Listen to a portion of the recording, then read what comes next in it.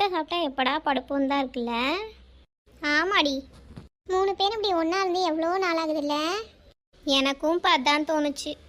என்ன கேட்டால் நம்ம 3 பேர் ரொம்ப லக்கி தான் சொல்லுவேன். அதுலேயும் நீங்கள் 2 பேரும் ரொம்ப லக்கி.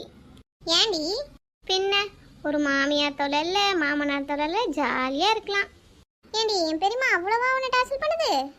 அதை டார்ச்சர்னு சொல்ல முடியாது, பாசம்தான். அதுவே ஒரு நேரத்தில் அதிகமாகும்போது கடுப்பாக இருக்கும்டி. உங்கள் பெருமாட்ட எதுவும் சொல்லிடாத.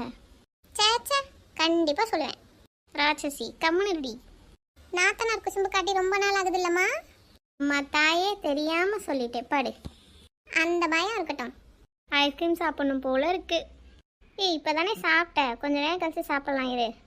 அப்போ இருக்கா? இருக்கு இருக்கு. ஐ ஜாலி.